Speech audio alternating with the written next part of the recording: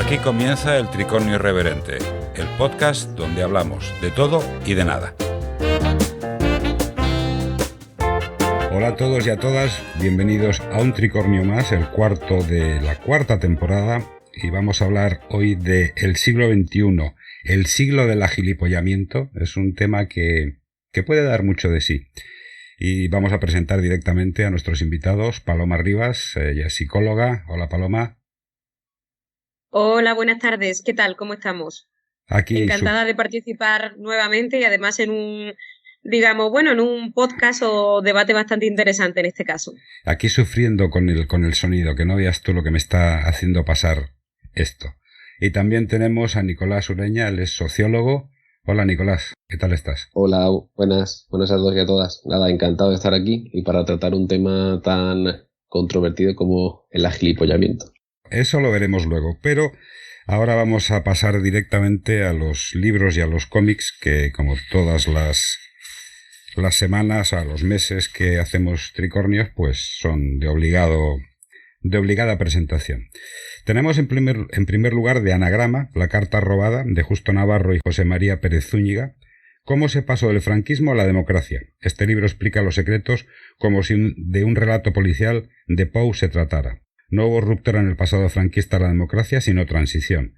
Y este libro analiza las leyes que la facilitaron entre 1969 y 1978, pero como si de una novela policíaca se tratara, busca pistas más atrás e indaga en las maniobras del régimen desde los años 60 para dejarlo todo atado y bien atado. Esa frase me suena. Ya sabéis, la carta robada de Justo Navarro y José María Pérez Zúñiga, de Anagrama. Luego tenemos de Herder, La pérdida de la ambigüedad, sobre la univocación del mundo, de Thomas Bauer. En este breve pero contundente ensayo, Thomas Bauer pone en evidencia que la intolerancia a la ambigüedad es el signo de nuestro tiempo. Muestra además las consecuencias si continuamos en este fatal camino de pérdida de diversidad. ¿Qué tienen en común la desaparición de las variedades de manzana, la aparición de políticos en programas de entrevistas, el fundamentalismo religioso y el mercado del arte y la música? La diversidad se reduce en todas partes, lo inesperado y lo desajustado se rechaza. En lugar del contenido peculiar hay una supuesta autenticidad. Ya no es el qué lo que cuenta, sino solo el cómo. Libro muy interesante, La pérdida de la ambigüedad, de Thomas Bauer, y esto lo publica Herder. También de Herder, El espíritu universal como salmón. Este ensayo el autor es Moritz Rudolph, y este ensayo se presenta como una llave de comprensión de nuestra historia presente y de un posible futuro cada vez más cercano. El fin de la historia no puede haber llegado con el neoliberalismo, como anunció Fukuyama. El espíritu universal, según Hegel, sigue un proceso dialéctico entre dos polos opuestos cuya tensión culmina en su síntesis. Así como el salmón que retorna a su lugar de nacimiento para morir y desovar, el espíritu universal tras su paso por Europa y hacer escala en Silicon Valley vuelve al origen que Hegel identifica en China. También muy interesante, El espíritu universal como salmón, de Moritz Rudolph, y publicado por Herder. También de Herder, Existe la relación sexual, deseo, amor y goce, de Massimo Recalcati. Recalcati se pregunta en la estela de Jacques Lacan si verdaderamente existe la relación sexual, dado que ésta es, en primer lugar, relación de cada uno con su propio fantasma.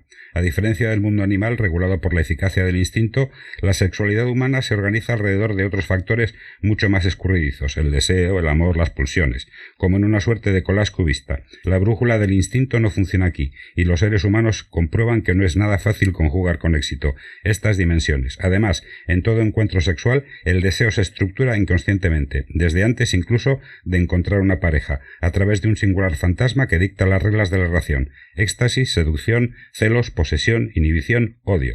Libro muy interesante, Existe la relación sexual, de Massimo Recalcati, publicada por Herder. Y de Acal, ahora cambiamos de editorial, tenemos Colonialidad, género y democracia, escrita por Breni Mendoza. Los ensayos reunidos en este libro se constituyen a partir de conversaciones que la autora lleva con distintas tradiciones del pensamiento decolonial, tanto del norte como del sur.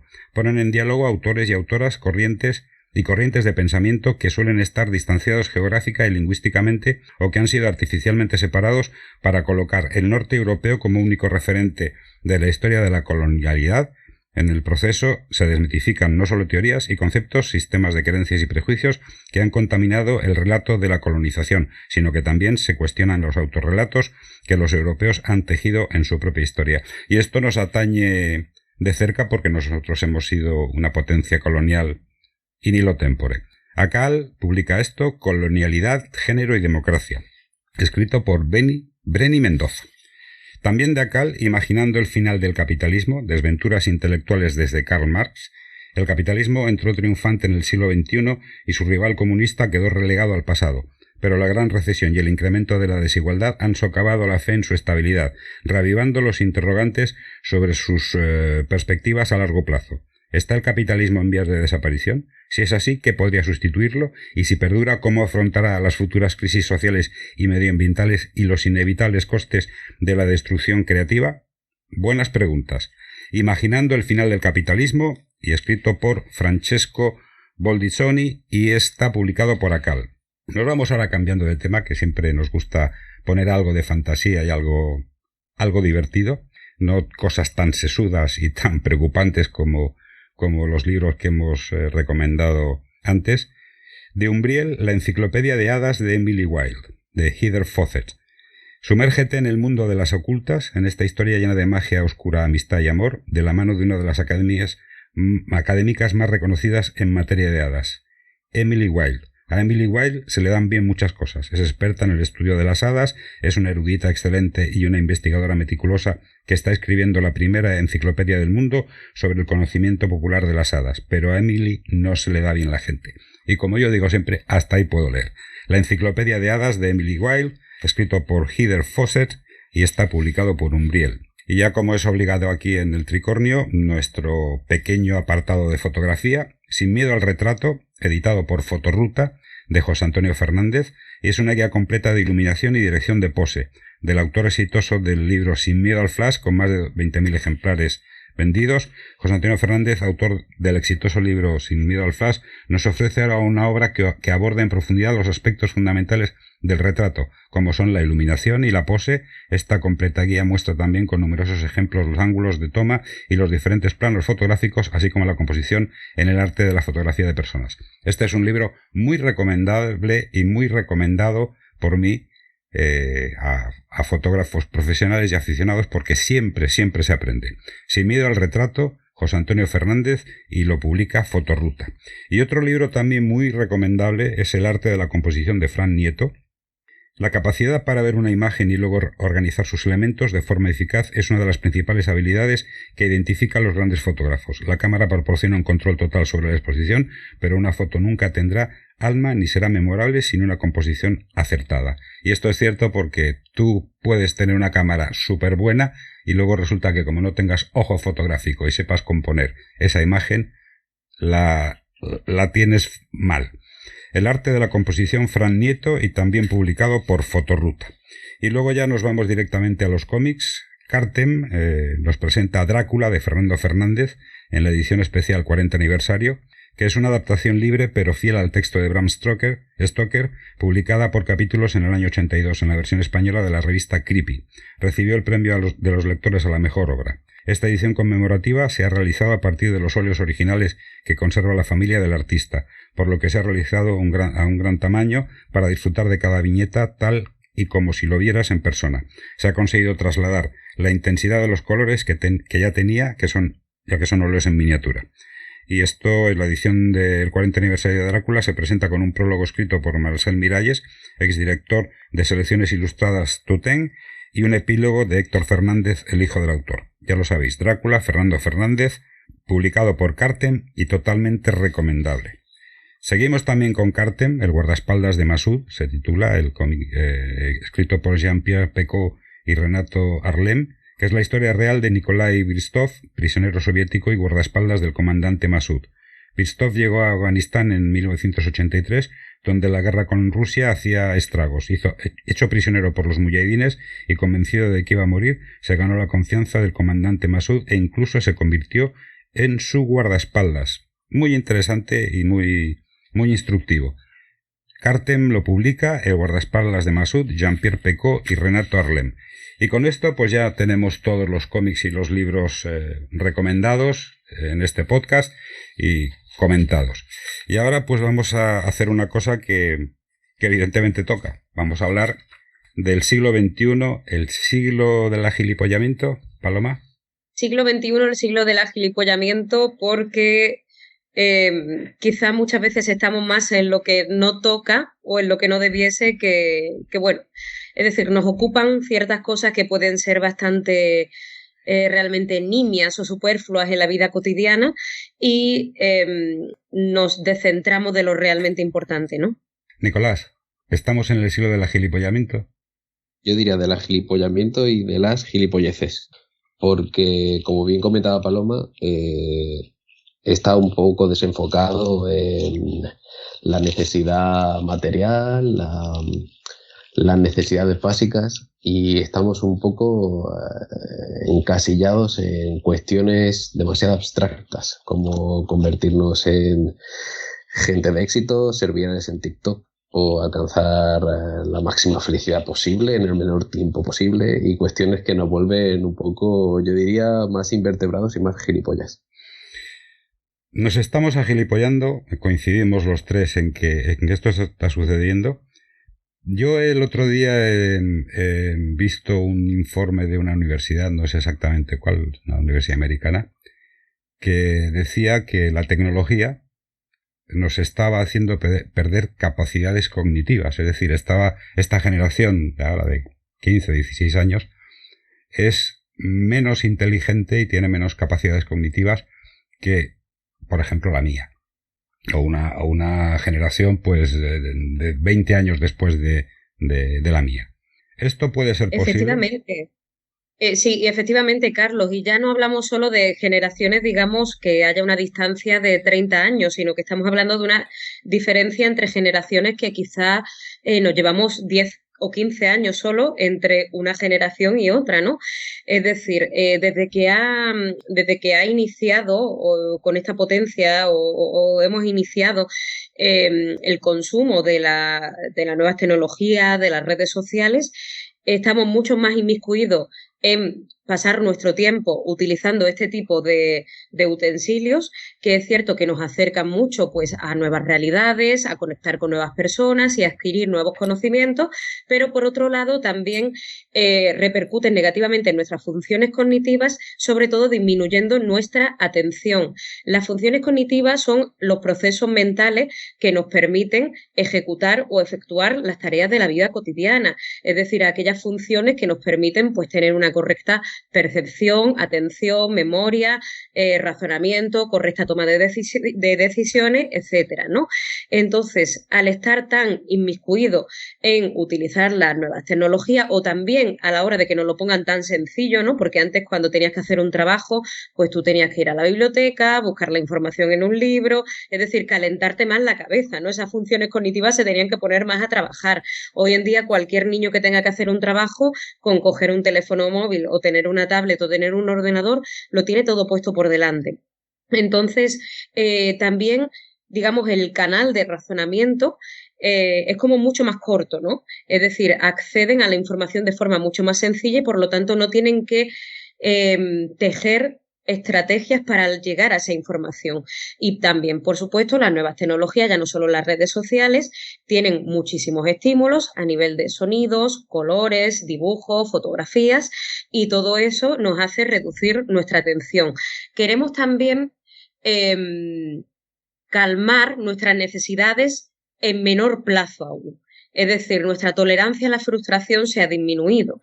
Queremos los refuerzos positivos aún a más corto plazo, ¿no? Entonces, lo que antes tardábamos en conseguirlo un tiempo, ahora lo queremos ya súper inmediato. Es decir, que realmente las nuevas tecnologías, las redes sociales, han hecho quizá un gran favor a la humanidad a la hora de evolucionar en algunos aspectos, pero evidentemente nos han conllevado un retroceso en otros muchos. De hecho, he leído también que el gobierno finlandés se está planteando el prohibir todo tipo de aparato electrónico, tablets y demás en las aulas, porque ellos empezaron pioneramente con esta utilización de la tecnología y se han dado cuenta de que los chavales están retrocediendo a nivel a nivel de capacidad cognitiva. Y los suecos se lo están empezando a plantear, es decir, prohibir todo tipo de tablet o de ordenador y demás, y que vuelvan otra vez al lápiz y al papel y que vuelvan a leer el libro en papel, que no se lo dé la tecnología todo mascado. Nicolás, ¿tú qué opinas? Sí, yo pienso también que todo este atrofiación de la atención al final desemboca en que la forma de entender la realidad y de situarte en ella se transforma. Pero claro, esto debemos de entenderlo en el contexto en el que, por ejemplo, siguiendo el ejemplo que ponía Paloma sobre los trabajos, el enfoque actual del sistema educativo implica una mayor cantidad de tareas, pequeños trabajitos que antes a lo mejor se condensaban en tareas más monumentales, pero que implicaban un mayor razonamiento, indagar y profundizar en cierto tema concreto.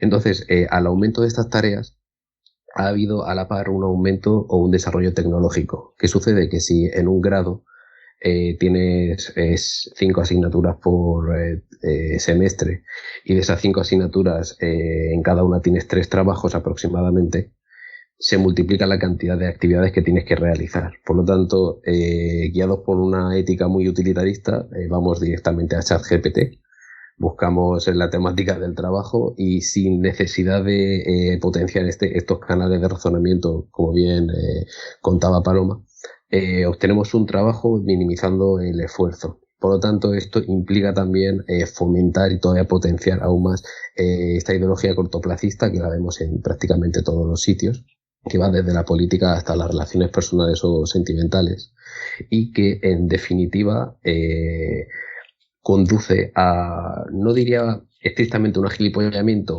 que sí, pero implica un deterioro de la atención, un deterioro de los procesos atencionales y por lo tanto del razonamiento.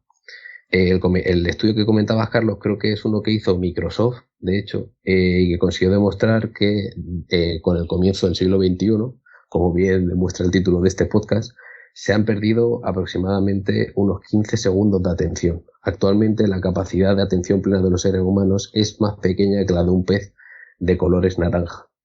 Pues esto parece... me lo pones bien, ¿eh?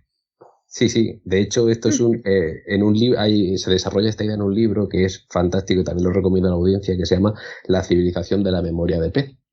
Comienza siendo muy, muy directo, achacando la culpa a la tecnología y además luego va desgranando todavía que todo este desarrollo tecnológico se hace desde una ausencia total de ética por parte de los desarrolladores. De hecho, el libro es un gran ejemplo de multitud de testimonios de desarrolladores tecnológicos, incluso uno de ellos que se llamaba Tristan Harris, creo que recordar, o sí, creo que era Tristan Harris, que era de Google, era el director de ética, dimitió porque la propia compañía estaba únicamente enfocada en captar la atención de la gente, dándole prácticamente igual el deterioro de sus capacidades cognitivas.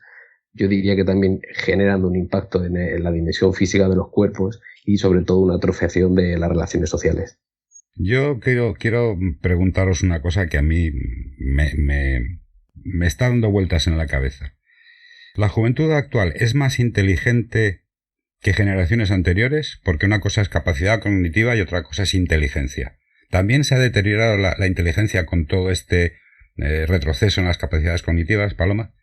Bueno, pues según dicen los estudios, sí. De hecho, el último que leí, uno de ellos, ¿vale? Que es de UNICEF, ya no solo hablan de que probablemente el CI se ha deteriorado o no se ha incrementado desde 1970 en adelante. Entonces estaríamos hablando de unas cuantas generaciones, ¿no? O que nos mantenemos en el mismo CI. Pero bueno, más allá del coeficiente intelectual o del cociente intelectual, lo que aquí a mí me parece bastante preocupante es realmente la capacidades funcionales que tienen las personas en la vida cotidiana, ¿no? Es decir, porque en el CI medimos muchas cosas. No solo medimos si la persona biológicamente tiene la capacidad de tener un CI superior o no que su padre, sino también la capacidad a la hora de relacionarse con los demás, la inteligencia emocional. Entonces, en el CI realmente, en un buen CI o en un buen estudio de CI, evaluaríamos muchas cosas, ¿no? En una buena inteligencia del ser humano evaluaríamos muchas cosas. ¿Cuál es el quid de la cuestión aquí? Que UNICEF, que era lo que iba anteriormente, reseña a fecha actual que 1 de cada 3 menores tiene un problema de adicción a las nuevas tecnologías.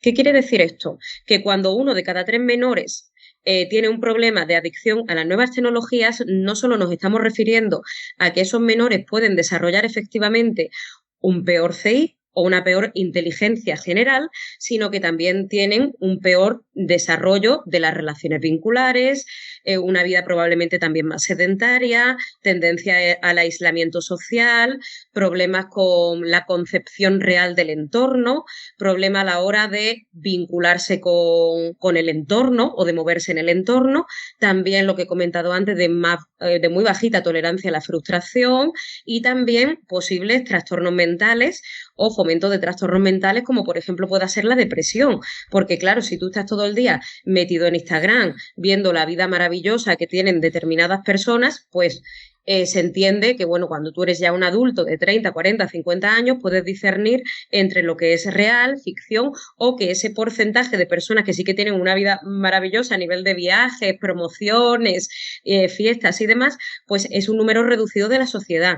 Pero claro, eso quizá un niño de 11, 12, 13 años no lo sabe identificar y solo quiere tener ese tipo de vida adulta, no aspirar a otra cosa, evidentemente no quieren tener trabajos al uso, no quieren hacer estudios al uso, porque, y esto creo que lo he comentado en otro podcast, el cerebro humano no se termina de desarrollar hasta los 21 años aproximadamente. Entonces, si estamos alterando la conciencia del menor, pues probablemente ese neurodesarrollo vaya a ser peor, más retrasado en el tiempo, si es que llega a un nivel de madurez como en anteriores generaciones, y además le estamos fomentando el tener un problema de adicción, y no solo a las nuevas tecnologías, sino un problema de adicción a cualquier cosa, porque el canal, dopaminérgico el canal dopaminérgico que por ausencia o por superproducción de dopamina te engancha hacia algo, esto se puede extrapolar de la adicción a las nuevas tecnologías a otro tipo de adicciones, y además, pues eso, le estás creando una irrealidad social total y absoluta. Entonces, claro, cuando hablamos de CI, no solo hablamos de que una persona pueda tener un CI de 115, que sería un CI medio alto, o un CI de 143, o un CI de 100, de lo que sea, de superdotación o de altas capacidades, ¿no? Sino que hablamos también de otras muchas funciones o habilidades del ser humano que se están perdiendo, se están reduciendo. Yo tengo aquí un par de estudios de UNICEF que dice que la conectividad, respecto a la conectividad, el 98% dispone de conexión de Wi-Fi en casa. El 94,8% tiene móvil con conexión a Internet. El 90,8% se conecta a Internet todos o casi todos los días. En cuanto a hábitos de consumo, el 49,6% se conecta más de 5 horas al día en fines de semana y el 58,4% duerme con el móvil o la tablet en la habitación. Luego, en cuanto a los principales riesgos de Internet, uso problemático, 1 de cada 3 adolescentes estaría haciendo un uso problemático de estas tecnologías. 2 de cada 10 adolescentes podría estar siendo víctima de acoso en Internet, ciberacoso. El 42% asegura haber recibido alguna vez mensajes de contenido erótico sexual, sexting, y 1 de cada 10 ha recibido una proposición sexual por parte de un adulto en Internet, lo que se llama grooming. Esto, yo sinceramente, a mí me preocuparía siendo un padre y ver estas cifras, y son cifras que ha proporcionado UNICEF, que no creo yo que sean sospechosos de inventarse nada. Nicolás, ¿esto a qué se debe, sociológicamente hablando? Yo creo que principalmente se debe a lo que en sociología se le denomina structural lag. Es decir, cuando existe un avance de una de las dimensiones de la sociedad, en este caso la tecnológica, que no se encuentra acompasada tampoco por un desarrollo político o por una conciencia social que llegue a implementar ciertas normativas. Todas estas consecuencias prácticamente no deseadas, o yo quiero pensar que no deseadas, del desarrollo tecnológico y sobre todo de la mal llamada democratización de la tecnología y el acceso a Internet, son muy parecidas o pueden entenderse como similares a fenómenos sociales que ocurrieron en siglos anteriores, por ejemplo, con el tabaco, con el alcohol o con cualquier otro tipo de sustancias que en este caso también generaban un componente adictivo. Actualmente estamos viendo estas consecuencias y creo que lo que la sociedad en general tácitamente demanda es, de algún modo, una regulación de esto, es decir, no solo una formación para tener acceso a cierto tipo de dispositivos, sino también para poder limitar el uso de los mismos. Como bien ha comentado Paloma, existe una adicción muy similar a la que surgen en las máquinas tragaperras o en los casinos. Estos refuerzos intermitentes que obtenemos en las redes sociales están más que estudiados, están literalmente diseñadas, en palabras de este hombre que os he comentado antes, Tristan Harris, para potenciar la adicción de las personas, y no solo ellos, sino que utilizan las debilidades psicológicas que como seres humanos evolutivamente hemos desarrollado para tenernos ahí. Siendo conscientes de ello, conociendo la cantidad de consecuencias perniciosas y negativas, se debería, en muchos casos se está ya empezando a mover ciertas normativas, como bien comentaba Carlos, de reducir la utilización de estos dispositivos en las aulas, pero no solo en las aulas, sino también en nuestra vida y nuestra cotidianeidad. Al final, Internet es un recurso y como recurso comenzó con un discurso muy optimista que realmente iba a ayudar a contribuir a mejorar las democracias, que iba a ayudar a democratizar el conocimiento, que iba a fomentar cierto tipo de consumo porque íbamos a tener acceso a productos o informaciones de todo el planeta. Sin embargo, cuando se deja hacer, este es un concepto económico, el laissez-faire, cuando se deja hacer a básicamente la dimensión económica o el mercado, no solo se potencia lo positivo, sino también lo negativo, como estamos viendo. Por lo tanto, yo concordaría con todo lo que decís, además asumiendo que existe un papel muy necesario por parte de los estados que en muchas ideologías quieren cargarse, y que si dejamos todo a la mano invisible del mercado, pues esta mano invisible nos encenderá la tablet o el móvil y no nos dejará escapar. Yo quisiera saber una cosa que me ronda la cabeza. ¿Procesamos adecuadamente la información que recibimos, Paloma? Porque hay veces que llegas a un momento en que estás enganchado con el móvil, estás recibiendo un montón de estímulos que tu cerebro no procesa porque tienes sobresaturación de los estímulos y solamente nos fijamos en lo que nos quieren meter las empresas. Cuando estás viendo Facebook o Instagram, TikTok, lo que sea, te sale el típico anuncio, que por otra parte ese anuncio te sale porque tú has hecho una búsqueda en Google de cualquier cosa y automáticamente a los 3 minutos te sale información de lo que has buscado. ¿Esa información la procesamos correctamente o estamos en una especie como de espiral destructiva en cuanto a nivel cognitivo y a nivel personal? Bueno, aquí es importante decir o recalcar que evidentemente no todos procesamos lo mismo, ¿vale? No todos procesamos lo mismo. Sí que es cierto que la capacidad perceptiva del ser humano es tremenda porque percibimos mucho más de lo que podemos integrar. De hecho, cuando entramos, por ejemplo, en una habitación o vamos imaginaros a un restaurante, nosotros percibimos mucho más de lo que quizá conscientemente percibimos, porque percibimos olores, sonidos, percibimos pues lo que vemos a través de los ojos, y a nivel de cifras, de datos, el cerebro humano parece que puede procesar hasta 400.000 millones de bytes de información por segundos. Es decir, podemos procesar muchísimo. ¿Qué quiere decir esto? que tenemos la capacidad de entender o de comprender o de asumir todo lo que está pasando o todo lo que pueda pasar o todo lo que podamos ver a través de nuestros teléfonos, a través de nuestras tablets o de nuestros ordenadores. Hombre, una alta capacidad, en líneas generales, una persona que tenga un CI, digamos, normativo, sí que tiene la capacidad cognitiva de procesar o integrar mucha información.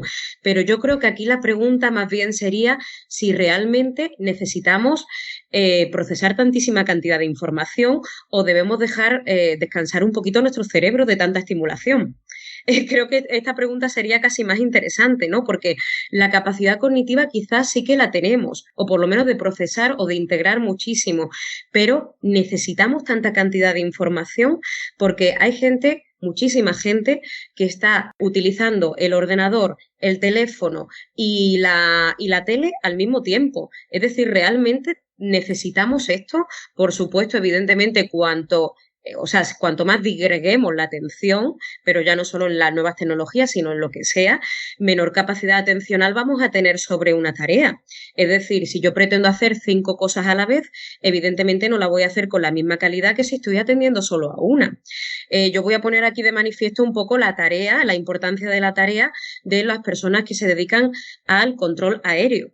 Estas personas, ¿por qué cobran tantísimo? Porque de hecho es un trabajo que está muy bien remunerado. Pues evidentemente porque tienen que focalizar mucho la atención a la tarea que se les demanda, ¿vale?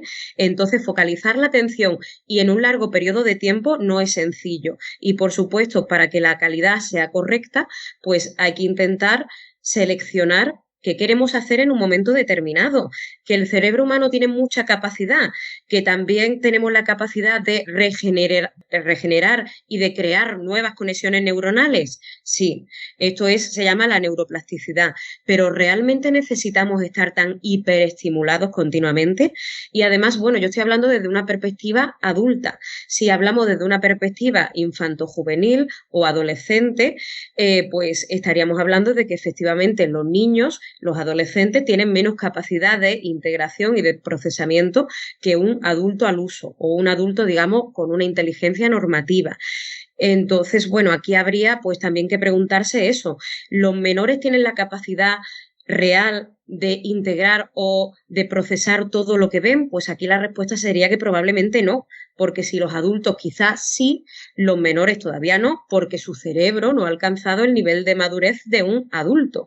Y también porque los niños y los adolescentes se encuentran en Internet con muchísima información que ni siquiera saben qué significa, ¿no? Es decir, nosotros nos metemos, por ejemplo, en un artículo, me da igual, de cualquier periódico, ¿no? El País, El Mundo, El Diario Sur, me da exactamente igual. Te metes en Internet en un artículo de un periódico, ¿no? Efectivamente te sale un montón de spam, temas de viaje, de tienda de ropa, de tal. Tú puedes, como adulto, seleccionar esto lo quiero, esto no lo quiero, me puedo gastar este dinero, no me puedo gastar este dinero, pero efectivamente un niño con 10, 11, 12 años, además en un momento de alta impulsividad como es la adolescencia, no lo sabe, no sabe discriminar, lo quiere todo. Lo quiere todo y se lo va a pedir al padre, se lo va a pedir a la madre o se lo va a pedir al tito, al abuelo, a quien sea, y si no lo consigue se va a frustrar.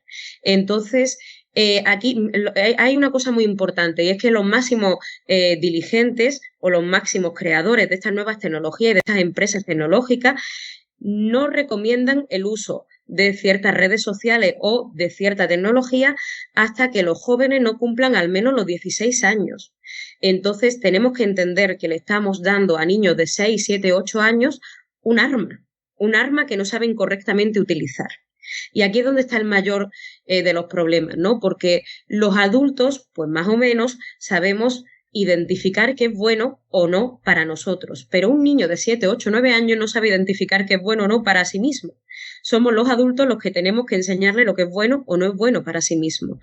Y además, si al niño desde los 2 años lo estamos callando, dándole el teléfono, o lo estamos callando en las reuniones sociales, dándole la tablet para que no nos incorpore, pues evidentemente también estamos enseñando a ese niño de que, digamos, una forma buena de comportarse es estar enganchado a la pantalla. Si yo me engancho a la pantalla, no molesto a los demás. Si me engancho a la pantalla, pues ya tampoco me involucro en esa conversación. Si me engancho a la pantalla, pues bueno, no tengo por qué buscar otra forma de entretenimiento porque ya la pantalla me lo está proporcionando todo. Entonces aquí realmente creo que la pregunta más de si nuestro cerebro como adulto puede como integrar toda la información que vemos, escuchamos o incluso olemos, es decir, en general, Sí. Creo que la pregunta sería si necesitamos tanta estimulación realmente para nuestra vida o si nuestro cerebro funcionaría mejor a unas revoluciones un poquito más deceleradas. De hecho, la generación actual es la generación de lo veo, lo quiero, lo tengo. Pero eso en la misma línea de tiempo. Lo veo, lo quiero, lo tengo. Veo una cosa que le han metido por los ojos, el anuncio que sea, lo tiene que comprar. Y tiene que tenerlo inmediatamente porque si no se frustra. Lo que tú has dicho, la frustración famosa, que a los jóvenes tienen muy poca capacidad de frustración. Que yo creo que la frustración en algún momento es buena. Porque puedes aprender a gestionar tu Sí, no, vida. a ver, frustrarse es necesario. Es decir, frustrarse es necesario porque tenemos que aprender que todo lo que queremos en la vida no lo vamos a obtener y a lo mejor si lo obtenemos no lo vamos a obtener en el momento que nosotros deseamos, ¿no? Pero ya no hablamos solo de querer obtener un teléfono, querer obtener una tablet o querer obtener irme de viaje, ¿no? Por ejemplo, sino, imagínate tener que luchar contra una enfermedad, ¿no? Contra una enfermedad, pues te han diagnosticado, pues yo qué sé, un cáncer y tienes que luchar contra esa enfermedad. Si tú te vas a estar frustrando cada 5 minutos, o sea, si a ti se te va a hacer, muy denso luchar contra una patología, una enfermedad que tiene un pronóstico de intervención de a lo mejor mínimo 1 año a 5 años, ¿vale? O sea, te están diciendo que quizá que sí, o sea, quizá o una altísima probabilidad que te vas a curar, pero necesitas paciencia. Necesitas trabajar la paciencia Claro. y necesitas trabajar la constancia y la lucha diaria por la consecución de esos objetivos. O, bueno, estamos hablando pues de luchar contra una enfermedad, pero también con obtener, por ejemplo, un título académico. Si tú inicias en la facultad o un grado, me da igual, o bueno, un FP de trabajo, tú sabes que mínimo son 2, 3, 4, 5 años hasta que tú obtienes tu titulación y puedes salir al mercado laboral. Si a ti no te han enseñado o tú nunca te has expuesto a esa frustración y a trabajar tu paciencia y tu constancia, bueno, te vas a estar tirando de los pelos el primer año de carrera o el primer año de formación, ¿no? Superior. Así que, por supuesto, frustrarse es necesario para aprender a adaptarse a las circunstancias vitales. Exactamente. Además, la frustración tiene una utilidad evolutiva clara. Es decir, querer transformar la situación o el contexto que te genera esa respuesta negativa sin llegar a que sea tan insoportable que impida pues acabar con la vida o cuestiones más complejas. Pero siempre estas reflexiones me hacen llegar a un punto y es que se genera una especie de dependencia muy muy alta del mercado, creo yo, porque estas tecnologías generan una problemática que a la vez intentan solucionar. Seguramente en lo que viene siendo la industria psicoterapéutica o psicológica se verá mucho, porque esta ruptura con los tiempos al final acaba por generar una especie de necesidad y un sentimiento de urgencia permanente. Parece que el día no tiene 24 horas, sino que tiene muchas más porque hacemos una cantidad de cosas abismales. Y creo que esto también potencia esta ética del trabajo o esta ética de la autoexplotación, como llaman muchos autores, contribuye todavía más a estar en una posición de mayor vulnerabilidad. Vulnerabilidad porque se descuidan muchísimos aspectos de la vida y cuando quieres salir de esta dinámica creo que no se puede. No se puede porque el mercado que genera este problema a la vez te da la solución. No creo que haya una intencionalidad clara, pero sí que hay un diagnóstico claro, que es lo que estamos comentando. Que si las redes sociales te generan una adicción, en la misma red social puedes encontrar a lo mejor un perfil, no sé si el de Paloma, por ejemplo, está ahí, que te ayude a superarlo. Y a este respecto me parece que está muy bien montado el Chiringuito, sobre todo porque como una lógica procesual a nivel histórico o algo así, hace poco leí un libro del filósofo Bertrand Russell que se llama La conquista de la felicidad. Él hace un diagnóstico de cuáles son los factores que generan infelicidad y felicidad en sus congéneres de la época, alrededor de 1930. Y uno de ellos habla de la sobreestimulación. La sobreestimulación hablaba en 1930 que era uno de los factores claros de infelicidad en la sociedad de su tiempo. Supongo que actualmente Bertrand Russell, si viese la sobreestimulación en la que vivimos o sobrevivimos cada día, se quedaría perplejo. Pero por eso creo que en términos emocionales genera un impacto muy, muy, muy, muy negativo, y que creo que además lo veo, lo quiero, lo tengo, vuelve a confirmar este sentimiento de urgencia y esta prisa que yo creo que es muy contaminante para tener una calidad de vida decente. A mí lo que has dicho, Nicolás, me ha sorprendido, porque dices, no, es que la misma empresa te crea el problema y te da la solución. O sea, eso me parece de un maquiavelismo total. O sea, que alguien te cree un problema de adicción con todo lo que lleva esa adicción a los teléfonos móviles, a Internet y demás, y que luego al mismo tiempo encuentres la solución en esa empresa o en ese servicio, por decirlo de alguna manera. Eso me parece maquiavélico. ¿Qué son las TRIC, Paloma? Las tecnologías para la relación, la información y la comunicación.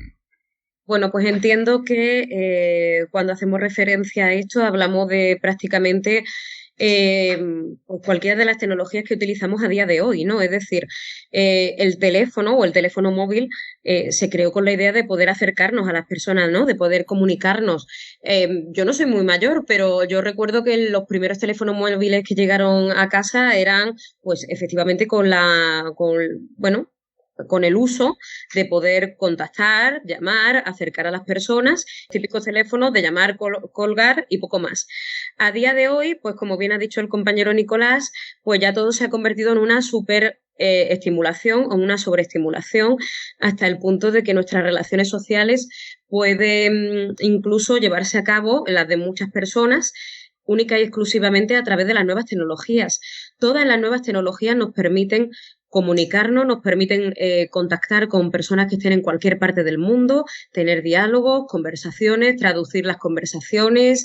Yo creo que no hay que demonizar tampoco las nuevas tecnologías, porque efectivamente nos han proporcionado cosas muy buenas, ¿no? Como efectivamente esto, acercarnos a otros seres humanos, poder tener un contacto con otras realidades, enterarnos también de lo que pasa en otros lugares del mundo.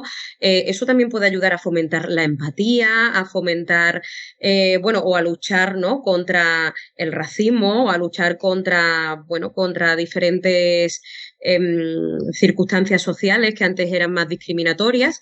Pero hay que hacer un buen o un correcto uso de las nuevas tecnologías para que éstas no nos engullan y nosotros, pues, efectivamente las utilicemos o las gestionemos como consideremos más propicias para nosotros. Entonces, a tu pregunta, ¿qué son estas nuevas tecnologías o estos métodos de comunicación? Pues prácticamente todo lo que estamos utilizando en la vida cotidiana, ¿no? Desde el teléfono, la tablet, las redes sociales, la televisión, cualquier método comunicativo que nos acerque, que nos contacte con otras personas. Aquí sería, pues, un poco el plantearse eso, cómo lo estamos utilizando y si esto nos está haciendo, en algunos casos, más mal que bien o más bien que mal. Nicolás. Pues estas TRIC deben de verse como medios. Por ejemplo, actualmente estamos utilizando una videollamada para realizar este podcast. Sí. Pero en la actualidad muchas veces se confunde con fines en sí mismos. Es decir, cuando se entiende que Instagram es un medio para entretenerse, para buscar información, para publicitarse, y que no es en sí mismo un fin, es decir, ahí es donde radica, creo que, la diferencia. Obviamente no hay que demonizar las nuevas tecnologías en absoluto, ni las nuevas ni las antiguas, porque un bolígrafo también es tecnología y nos ha ayudado muchísimo. Sin embargo, una de las cosas muy diferentes o diferenciadoras con distintos procesos tecnológicos o desarrollo tecnológico de la antigüedad es que muchas de las tecnologías actuales se amparan en el ser social que todas las personas llevamos dentro. Necesitamos comunicación, necesitamos sentirnos apoyados e incluidos en la sociedad en la que vivimos. Como bien ha comentado antes Paloma, muchas de las tendencias actuales de la juventud, aunque también se ve en perfiles de personas con edades más avanzadas, es un aislamiento. Paradójicamente, estas personas se aíslan para incluirse socialmente en nuestros grupos de referencia o para tener una sensación de inclusión social a través de las redes sociales. Esto genera una distorsión total de las TRIC. Aquí no son un medio, sino un fin en sí mismo. La gente no se encuentra conectada, sino que se encuentra desconectada en la realidad offline, en lo material, en el tacto, en el roce, pero se encuentra conectada en una entelequia, en una cosa abstracta que es Internet. Y si rizamos todavía más el rizo, tú cuando te está contestando tu pareja, tu madre, un amigo a un WhatsApp, lo está haciendo ella, pero realmente no es ella, es un texto que ha pasado por un montón de filtros y queda ahí. Por lo tanto, estas TRIC obviamente contribuyen muchísimo a generar avances tecnológicos significativos. Por ejemplo, la inteligencia artificial se está aplicando en el tema de la salud, por ejemplo, para mejorar los diagnósticos de radiografía, STAC, por contraste de imagen, y están generando una revolución en este sentido que seguramente prolongará la vida y salvará la vida de mucha gente.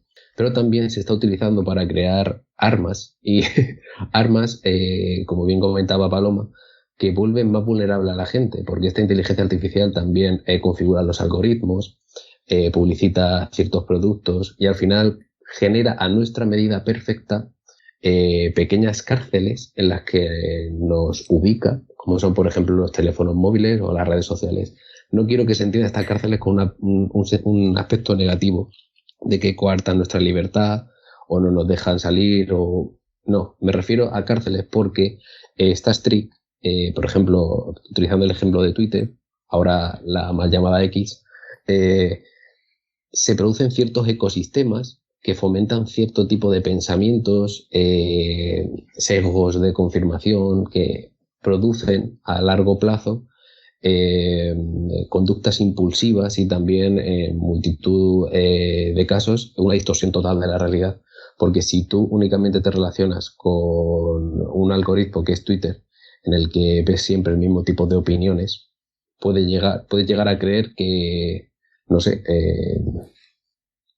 tu partido político va a ganar sí o sí las elecciones, porque todo el contenido que ves en Internet te refiere a esta idea que quiere potenciarte porque realmente lo único que interesa es tu atención. Estas TRIC nos han ayudado y han facilitado la vida muchísimo, pero también han generado lo que actualmente se conoce esta economía de la atención, que es un poco generar redes para atrapar a la gente, telarañas en las que conseguir que la gente se encuentre ya no atenta, sino que utilice estos medios, sí que creo que muchas veces se creen como medios, para evadirse de la realidad. Multitud, seguramente todo el mundo nos ha pasado y nos pasará probablemente hoy o mañana o ayer, de coger el móvil y estar como lobotomizado, utilizándolo y de un momento despertar y decir, ¿pero qué he estado viendo? Esto es un martillo pilón de información que nos va permeando la sesera o nuestra conciencia y que al final, como hemos estado hablando y como la evidencia científica atestigua y demuestra, deteriora nuestras capacidades. Por lo tanto, habrá que plantearse realmente un debate de si estas TRIC, estas tecnologías, ayudan ayudan, sí, pero también generan un efecto negativo muy importante. Por lo tanto, yo sigo abogando por una regulación de estas consecuencias no deseadas o instrumentalizadas para otros fines. Tú te has referido antes... Y Nicolás, ay, perdón, Carlos, Sí, sí. Quería añadir una cosa brevemente. Añádela. También, como ha dicho Nicolás, que hay una palabra ahí muy importante, ¿no? El tema de la vulnerabilidad. Efectivamente, todas las redes sociales, todas las nuevas tecnologías que utilizamos a día de hoy y las empresas, por supuesto, se aprovechan de nuestras vulnerabilidades, ¿no? De nuestro sentimiento de la soledad, de nuestra necesidad de llenar también el vacío, a veces incorrectamente con cosas materiales, ¿no? Con objetos, con compras y demás. Y efectivamente, bueno, y es dado el caso también de personas que se sienten mucho más cómodas relacionándose a través de las pantallas que relacionándose de cara a cara, ¿no? En el cara a cara de una relación vincular al uso, ¿no? O una relación social al uso. ¿Por qué? Porque a través de las nuevas tecnologías pues pueden medir más qué dicen, qué comunican, cómo se muestran a través de filtros, a través de imágenes retocadas. Entonces, bueno, efectivamente, estos nuevos dispositivos y estas herramientas pues aprovechan mucho de la vulnerabilidad de las personas, sí.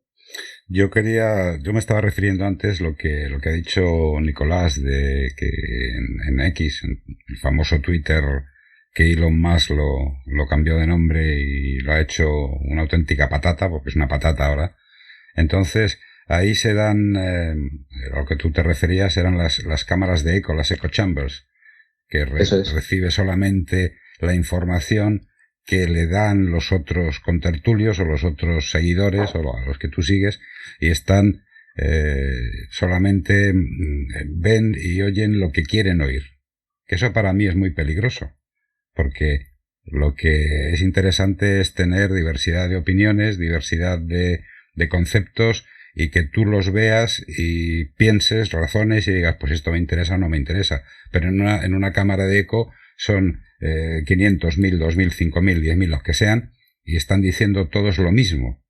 Lo que tú te has referido a que mi partido político va a ganar porque sí, pero es porque lo dicen ellos. Porque ese mensaje se transmite en esa cámara de eco y no están dándose cuenta que va a ganar el otro porque tiene otra, digamos así, otra infraestructura, otro sentido que en la cámara de eco tú no lo estás viendo. Eso es bastante preocupante. Esto lo vimos en un podcast que hicimos de Tricornio hace, no sé si fue en la segunda temporada creo, que hablábamos de las redes sociales y fue muy interesante porque se dijeron cosas muy, muy interesantes. Vamos a ver, la tecnología y los jóvenes, los aspectos positivos y los aspectos negativos, ya que estamos hablando de los jóvenes, porque parece ser que son los más vulnerables. ¿Cuáles son los aspectos positivos de la información y los aspectos negativos, Paloma? Bueno, pues yo creo que esto lo hemos casi ya un poco tratado a lo largo del podcast, ¿no? Pero por resumir o por esquematizar un poquito para que la gente se lleve una idea, yo creo que los aspectos positivos son, bueno, pues los evidentes, ¿no? El que puedan conocer el mundo más allá de lo que ven, ¿no? Como esa campana de cristal casi de la que tú estabas hablando ahora, ¿no? A ver, si tú vives en un pequeñito pueblo de la sierra en el que hay 300 habitantes y te relacionas solo con 3 niños más, porque no hay mucha más población infanto-juvenil, pues es probable que tú creas que el mundo es eso y que las opiniones que se dan en ese entorno pues son las válidas, las verídicas y bueno, y en definitiva tengan mucha menos gama o mucha menos posibilidad de comprender la realidad fuera de ahí, fuera de esa campana de cristal o fuera de esa cárcel que tiene un poco de rejas doradas, ¿no? Porque no es que estés en un lugar negativo o sufriendo, pero solo te llega la información a cuentagotas. Entonces, Internet, por ejemplo, da la posibilidad de que los chicos hagan búsqueda de información, noticias, que vean un montón de documentales, que lleguen a mucho más conocimiento de los que a lo mejor llegábamos cuando nosotros éramos niños y eso efectivamente les puede enriquecer muchísimo su concepto de la sociedad, su concepto del mundo y también puede ayudarles a formar a las siguientes generaciones, ¿no? A nivel intelectual, a nivel emocional, a nivel de contribuir efectivamente a que el mundo sea un lugar mejor, ¿no? La parte negativa, pues efectivamente el que solo tengan esto como necesidad o como placer, ¿vale? Es decir, el que ya no encuentren placer en salir a la calle a relacionarse con otros compañeros, en el que se reduzca la actividad física, el que se reduzca las relaciones interpersonales con sus mayores o con sus familiares y que cada vez haya un mayor aislamiento, una mayor dependencia de las relaciones sociales, de las nuevas tecnologías y eso no les permita ver la realidad. Fíjate que por un lado les benefician las nuevas tecnologías a la hora de acercarse a otras nuevas realidades y por otro lado ese contacto con esas nuevas realidades les puede estar aislando de la suya propia. Por lo tanto, yo creo que aquí la clave sería moderación, efectivamente la no demonización de las nuevas tecnologías, de las redes sociales, pero sí la moderación y sobre todo el educar a los niños, a los jóvenes, a cómo utilizar estos nuevos servicios, porque evidentemente esto ya está aquí con nosotros y ya está aquí con ellos prácticamente desde que han nacido, ¿no? Sobre todo las nuevas generaciones, es decir, chicos de 6, 7, 8 años han nacido ya con esto debajo del brazo, ¿no? Entonces, en lugar de con el pan, con la tablet debajo del brazo. Entonces, tampoco les podemos prohibir el contacto o el contacto cero con las nuevas tecnologías cuando esto ya es parte de ellos, pero sí educar en cómo utilizar estos nuevos utensilios, ¿no? O estas nuevas informaciones. Y aquí, pues, evidentemente, los adultos, los padres, los tutores, pues, profesores, etcétera, pues tienen que servir como ejemplo. No vale de nada que tú le digas al niño, no, de lunes a viernes no vamos a utilizar el teléfono, solo lo vamos a utilizar los fines de semana, por ejemplo, para ver documentales en YouTube, pero el padre esté todo el día con el teléfono enganchado delante del niño y no esté prestando atención a una conversación que pueda tener con su hijo, ¿no? O no preste atención a las demandas que su hijo tenga en directo realmente hacia el adulto, ¿no? Así que, bueno, creo que eso sería un resumen de qué es lo positivo, lo negativo y las palabras claves, educación y moderación. Nicolás. Respecto a lo positivo, coincido con Paloma. De hecho, creo que en las nuevas tecnologías y el acceso a Internet han abierto un horizonte de posibilidades increíbles. No solo en el uso de Internet, sino también en el aprovechamiento que se hace del mismo. Es decir, se pueden abrir negocios en lugares aislados, se puede conocer gente en otros lugares del mundo. Estos aspectos positivos son muy importantes. Pero igual que comentaba Paloma, esta información puede aislarte de tu propia posición material, porque al final puedes llegar a sentirte más identificado con discursos, realidades o situaciones que no se encuentran accesibles en tu contexto y que en algunas ocasiones pueden ser incluso fantasía y que no pueden ser realizables. Respecto a esto, creo que es muy importante no solo la educación en las nuevas tecnologías, sino también poner un límite o intentar establecer una organización no solo social, sino también política, jurídica y legal, para poder establecer una limitación con respecto al uso de este tipo de tecnologías. Al igual que no se permite beber alcohol a ciertas edades, hasta ciertas edades, o consumo de tabaco, o entrar a casinos, donde existen contextos que pueden generar una potencial adicción. En las redes sociales creo que debería de realizarse desde este mismo punto de vista, porque creo que, bajo mi opinión, puede contribuir no solo a mejorar o paliar este deterioro cognitivo que se está viendo reflejado en las estadísticas, sino que también puede ayudar a establecer un contraste entre vivir sin tecnología, o no sin tecnología, sino utilizando la tecnología como lo que es un medio, no un lugar en el que estar como tal. Creo que ese sería uno de los aspectos más importantes a tratar. Por último, creo que una de las cosas más negativas, y esto sí que ya se ha comentado, es la dependencia abismal que genera y las consecuencias negativas que experimenta nuestro cuerpo y nuestras relaciones por el mero hecho de utilizar ciertos tipos de aplicaciones o de distorsionar la forma en la que tenemos de ver la realidad. Siempre desde una visión en la que esta tecnología no es una tecnología que se haya desarrollado inocentemente. Existe todo un aparato tras ellas que lo único que busca es lo que está consiguiendo, monetizar, generar un rendimiento económico y un poco la calidad o los derechos humanos de la gente actualmente también existen los derechos digitales y tecnológicos, quedan totalmente vulnerables y vulnerabilizados, vaya.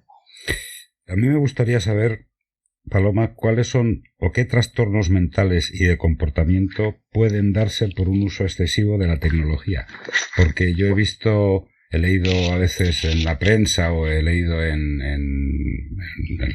el móvil una noticia de que una persona se ha suicidado porque en TikTok le pusieron a parir por no sé qué historia y ves que esa persona pues se ha suicidado. Entonces, es muy preocupante porque esos trastornos de comportamiento, ¿cuáles son? ¿Cuáles son los principales? ¿Cuáles son las cosas sobre las que tuviéramos que estar alerta para que no se produjesen? Vale, aquí es importante también, digamos, reseñar que lo que es el suicidio no es un trastorno mental. El suicidio es una consecuencia, ¿no? O una elección. Pero bueno, eso ya casi daría para otro debate. Pero sí que es cierto que el suicidio como tal no es un trastorno mental, es más bien una consecuencia de un estado de ánimo alterado que sí que se puede llegar a producir por un trastorno mental, ¿no? Entonces, los principales trastornos mentales, bueno, evidentemente la adicción, la dependencia, el trastorno por falta de control de los impulsos, que va asociada una cosa a la otra. Y después, pues en el caso, por ejemplo, que tú has puesto, Carlos, aquí yo entiendo que esta persona seguramente lo que desarrollaría sería una depresión. Una depresión porque al final ha vivido un ataque continuo hacia su persona, una denigración continua hacia su persona y probablemente esta persona pues ha desarrollado pues una depresión. También puede desarrollar agorafobia, es decir, miedo a las relaciones sociales, digamos, en directo. Porque lo que hablábamos antes, ¿no? Es muy fácil escudarse a través de las nuevas tecnologías para conocer a gente nueva, para vender, a lo mejor incluso vender, entre comillas, un perfil de persona que a lo mejor tú no eres, para enmascarar un poco tu realidad, vender una realidad a lo mejor más positiva o más agradable de la que tienes. Y después, bueno, a mí me preocupa mucho también, quizá por la parte que me ocupa, que es la mujer, ¿no? Lo que son las niñas y las mujeres, los trastornos de la conducta alimentaria, que bueno, no es por aquí no hablar de los hombres, ¿no? Pero es cierto que hay una alta tasa, un 95% de las personas que padecen trastornos del comportamiento alimentario son mujeres a día de hoy, ¿no? Entonces hay una tasa más bajita, que bueno, no debería haber, pero hay una tasa más bajita en el mundo masculino y la tasa femenina, que tampoco debiese haber, pero es una tasa muy alta de padecimiento del trastorno de la conducta alimentaria. Esto se fomenta mucho por las redes sociales. ¿Por qué? Porque evidentemente lo que nos llama la atención es lo que es más bonito, es más agradable, lo que es, bueno, pues sí. Es decir, nosotros nos metemos, por ejemplo, en Instagram, pues evidentemente nos fijamos en las chicas que tienen una cara bonita, una sonrisa bonita, que además lo asociamos con que son exitosas, con que son personas queridas, con que son personas a las que otra gente aprecia, con que son personas a las que todo le va bien, y esas creencias irracionales o esa alteración de la realidad, pues nos hace, sobre todo a las mujeres, también en algunos casos a los chicos, pero sobre todo a las chicas y a las mujeres, a rechazar nuestro aspecto, rechazar nuestro cuerpo, querer otra realidad física, querer otro tipo de, pues bueno, pues eso, de aspecto en general. Y bueno, pues los trastornos de la conducta alimentaria pues son algunos además de los que han sido muy perseguidos, eso es cierto, hay que decirlo, a través de las redes sociales y yo creo que sí están intentando controlar porque cuando se inició este mundo de, bueno, el Messenger y demás, que a lo mejor la gente joven ya no sabe ni lo que es esto, ¿no? Pero el 20, el Messenger y demás, había muchas páginas, muchas cuentas pro Ana y pro Mía, que eran cuentas pro, digamos, fomento de la anorexia y de la bulimia. ¿Vale? Entonces, esto sí que es cierto que se ha perseguido bastante, que se está persiguiendo bastante, pero son una de las grandes patologías mentales que se están desarrollando bueno, se están desarrollando y se llevan ya desarrollando mucho tiempo por la incidencia de las redes sociales en nuestra realidad. Y bueno, pues eso, trastornos depresivos, trastornos, falta de control de los impulsos y también ya a nivel un poquito más neuropsicológico, pues trastorno por déficit de atención y hiperactividad, pues también muchísimo, por supuesto. Incluso en menores también problemas de aprendizaje. temas también como dislexia, quizá, porque ya los jóvenes no escriben tanto, no leen tanto, todo lo hacen a través del ordenador o de las tablets y pueden no estar aprendiendo igual que lo hemos hecho en otro momento de la historia. O sea que la famosa escritura en el papel se está cambiando por el corta y pega. Eso es Totalmente. Sí, totalmente. Una cosa muy triste.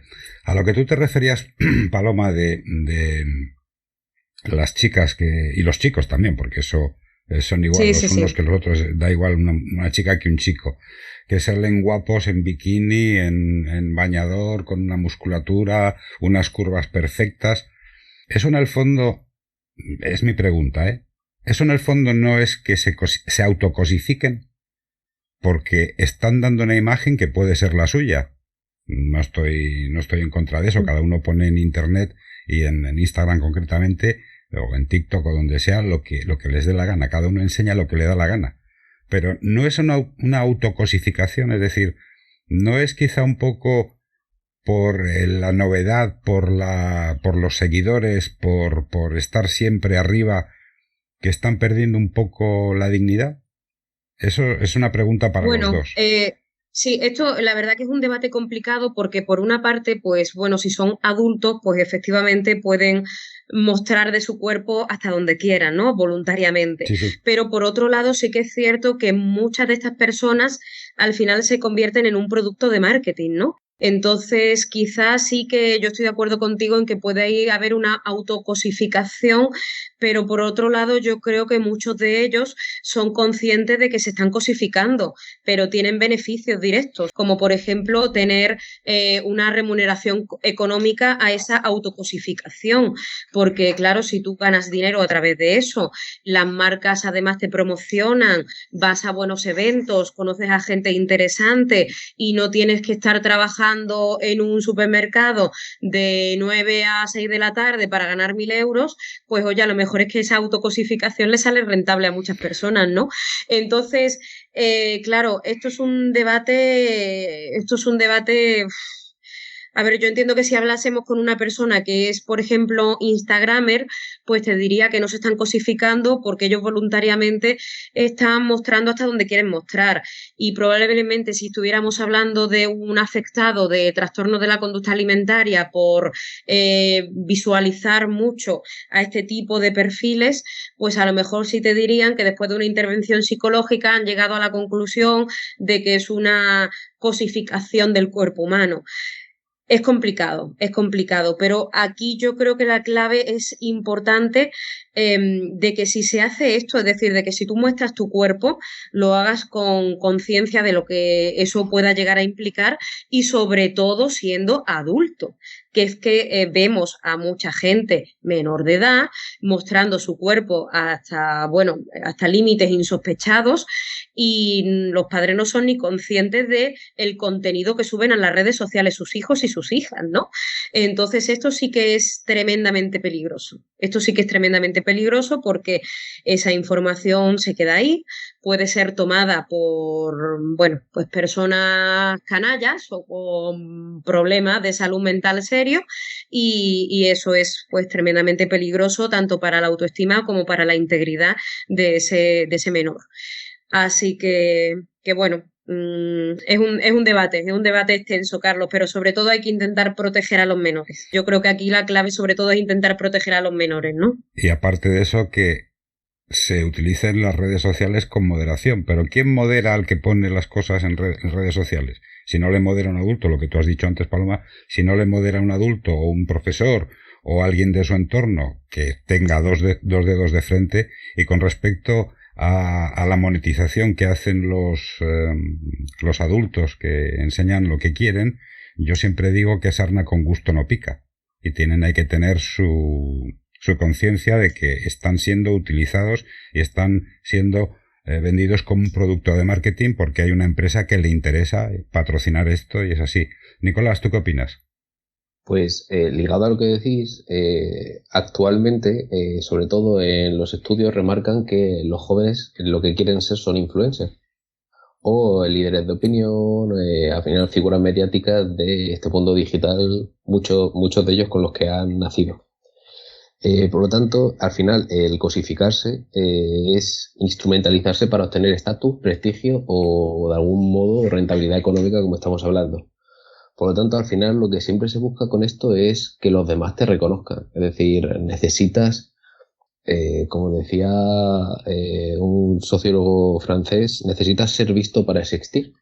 Entonces, muchas veces, si no estás en redes sociales, es que no existes. O sea, necesitas mostrarte de algún modo para poder, de algún modo, marcar la constancia de que no solo estás existiendo, sino que estás haciendo cosas, estás yendo de viaje, estás comiendo en sitios chulos o de los que quieres presumir de un plato, de cualquier tipo de actividad que hagas. Por lo tanto, al final se establece una especie de mercantilización, y ahora explicar esto de la intimidad. Mercantilización porque lo que haces es compartir tu intimidad a cambio de un reconocimiento de ella, a cambio de likes, a cambio de seguidores, que en multitud de casos tienen una aspiración pues profesional, es decir, quieren de algún modo vender su intimidad para obtener, como bien dice Carlos, sarna con gusto y poder vivir de ello. Porque además, ligado con esto que estamos hablando de la dificultad que están teniendo las nuevas generaciones para hacer frente a la frustración, a las cuestiones a largo plazo, el esfuerzo, trabajar en la obra cada vez está siendo un destino menos interesante.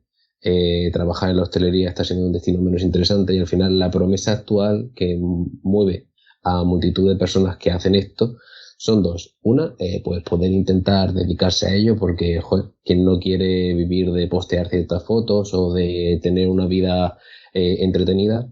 Y la segunda es que las alternativas de éxito, pues muy pocas de ellas no pasan actualmente por tener una alta visibilidad en redes sociales. Hay otra cosa que a mí me tiene bastante preocupado, porque las grandes compañías de Internet, ¿en qué contribuyen a estos trastornos y a esta problemática con su utilización? ¿Por qué?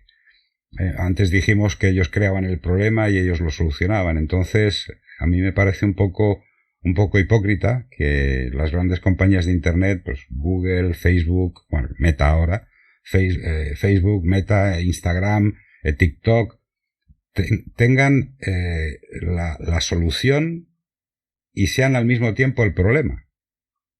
Y eso lo único que va a redundar es en beneficios. Cuanto más gente vea los TikToks, más dinero van a hacer. Cuanto más gente vea, cuantos más reels se hagan en Instagram, más dinero va a ganar Meta. Cuanta más gente interactúe con ellas, pues publicidad, incremento de la ganancia y demás.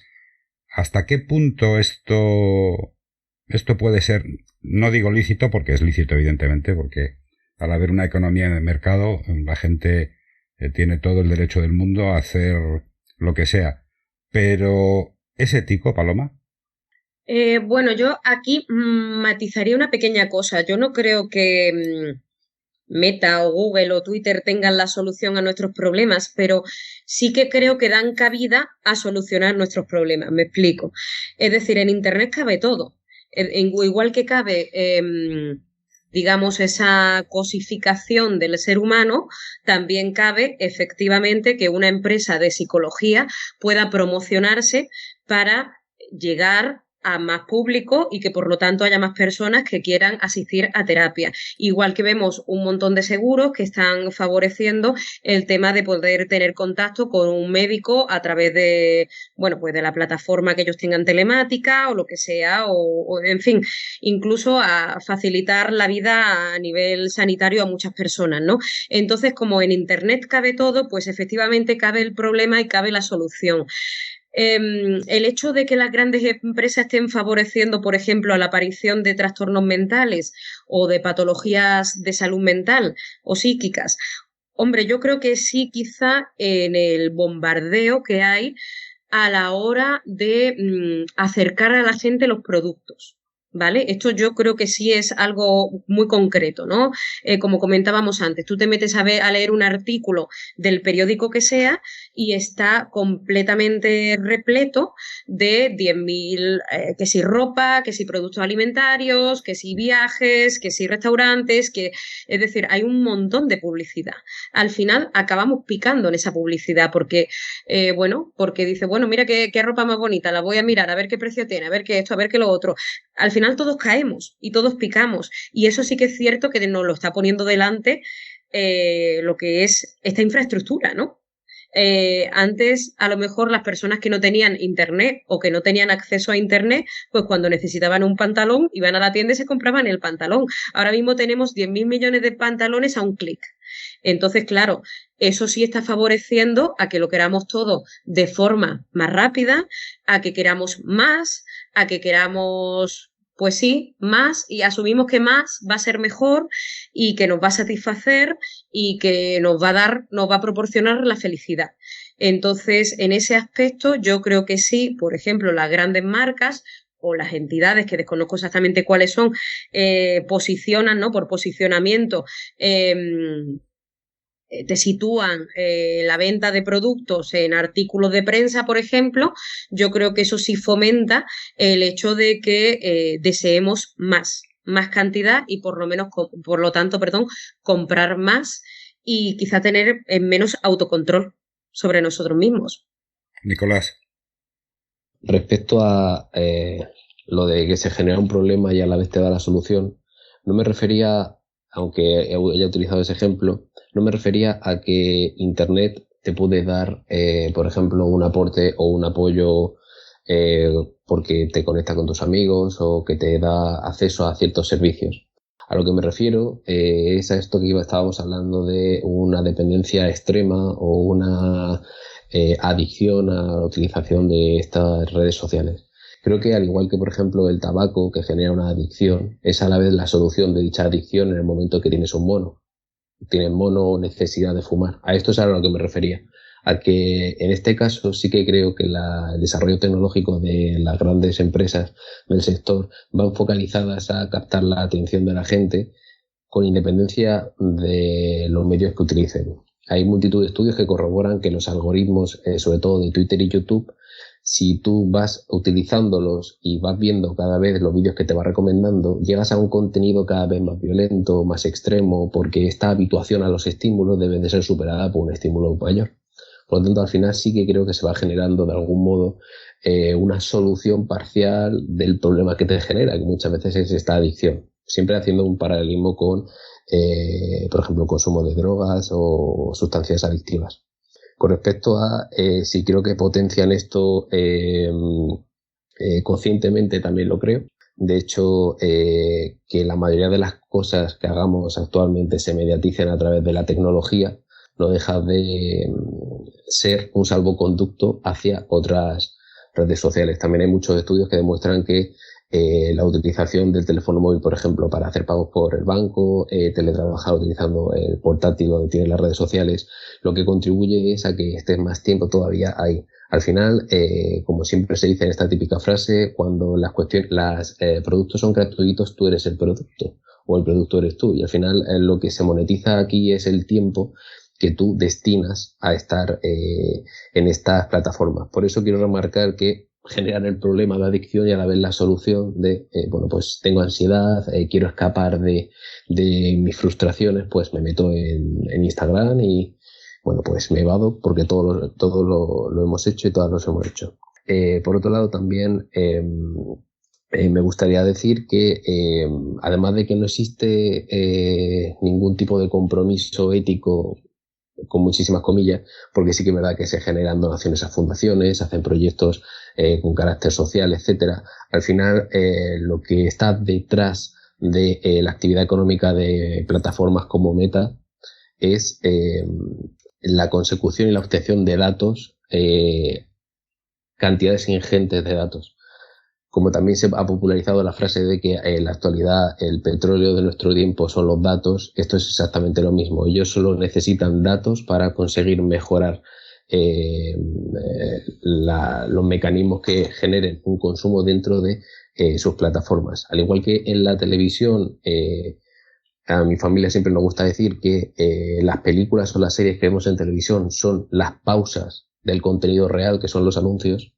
Aquí es exactamente lo mismo. La única finalidad es obtener un beneficio económico a este respecto. Por lo tanto, sí que creo que también en algún caso tienen una responsabilidad muy importante, porque se están adueñando de muchísimas cosas, y también la forma y la estructura económica que hay actualmente permite que haya una impunidad y que no haya ningún marco legal al que esta gente pueda sujetarse o que puedan ser atacados. Y por último, me gustaría decir que cuando Carlos ha mencionado que es verdad que actualmente Facebook se llama Meta, me ha recordado a la metanfetamina, que espero que no sea un doble sentido de Mark Zuckerberg, aunque sería muy gracioso que fuese así. Bueno, yo ya quiero hacer la última pregunta y me parece que tiene tarea. ¿Cuál es la solución, Paloma? La solución es complicada porque evidentemente es muy difícil pautar al ser humano.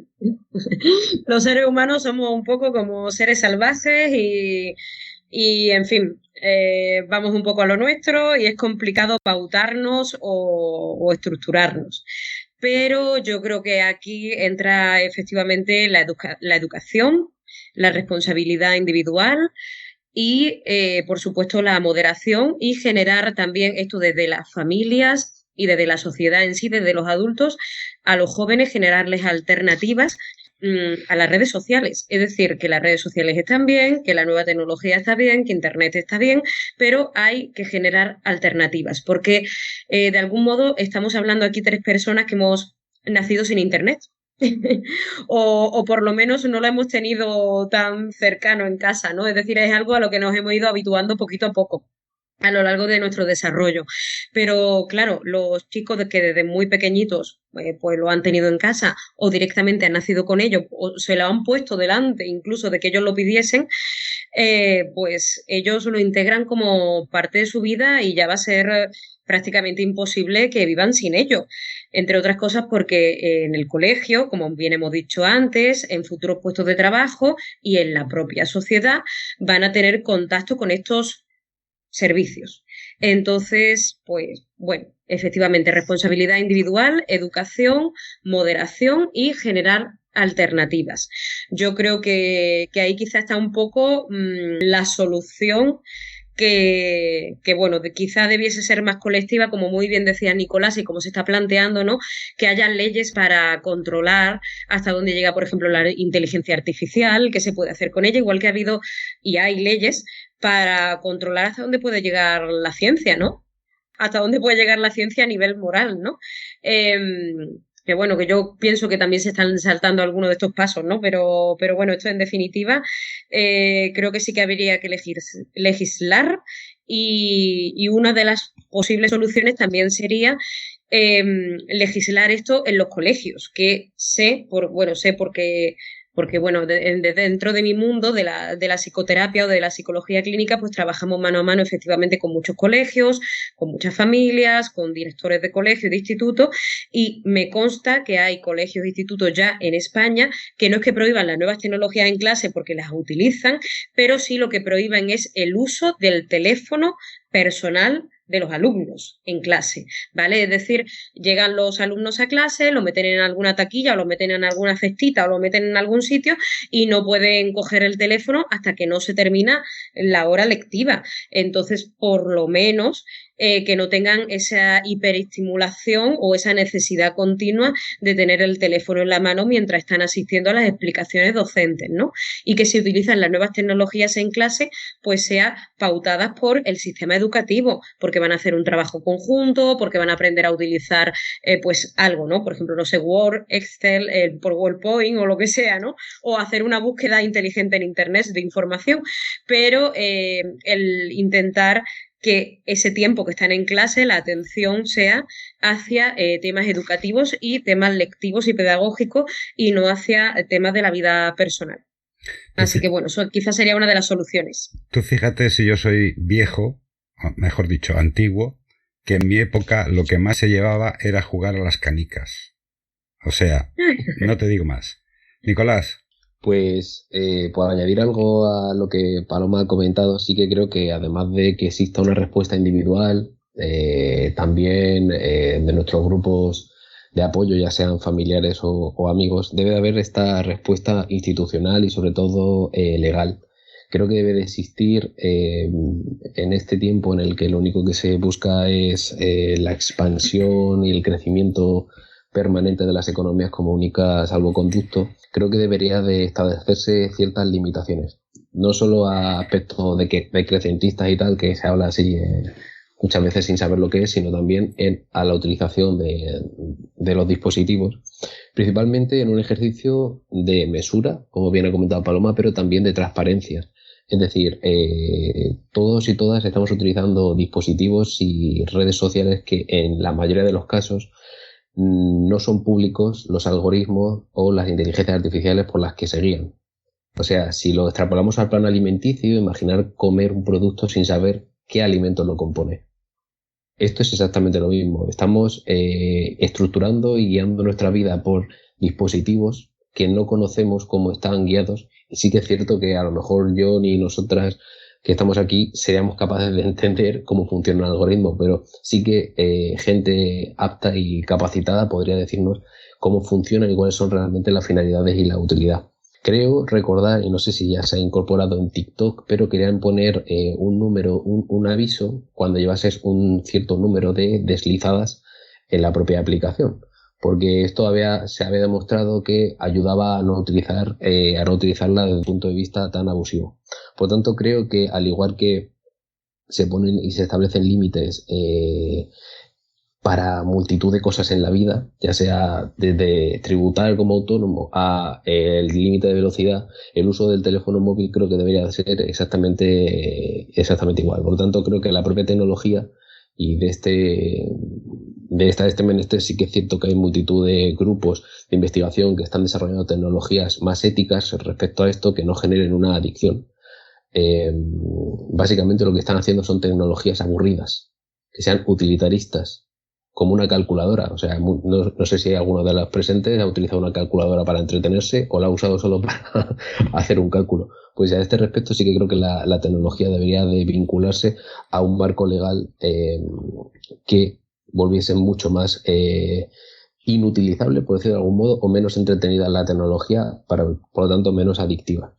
Y nada más, añadir que en la calle se está muy bien y que, bueno, que aunque llevemos el teléfono móvil, creo que no hay nada que se pueda comparar con un abrazo o con una buena charla o un buen apretón de manos o un beso en la mejilla. Porque aunque las nuevas tecnologías amplíen nuestra realidad, al final estamos constreñidos a lo material. Estamos en nuestra casa, estamos en nuestro salón y de ahí no nos podemos escapar, por mucho que ahora Meta quiera inventar unas gafas de realidad, que esto ya va a ser la distorsión total. Pero bueno, eso da para quizás otro podcast. Pues esto se acabó. Yo os doy mis gracias más encarecidas, Paloma. Bueno, pues muchas gracias. Sí, por finalizar, pues como muy bien decía el compañero Nicolás, ¿no? Que tenemos que humanizarnos un poquito más. Quizá tenemos que humanizarnos un poquito más, efectivamente. Y vincularnos y relacionarnos y, bueno, pues vivir. Que las nuevas tecnologías, las redes sociales, pues pueden estar muy bien, pero la vida en directo está mucho mejor. Está todavía mucho mejor. Nicolás. Así que nada, muchas gracias por este ratito tan entretenido y espero que este debate, que esta charla le pueda servir a nuestros oyentes. Muchas gracias. Nicolás, muchas gracias también a ti.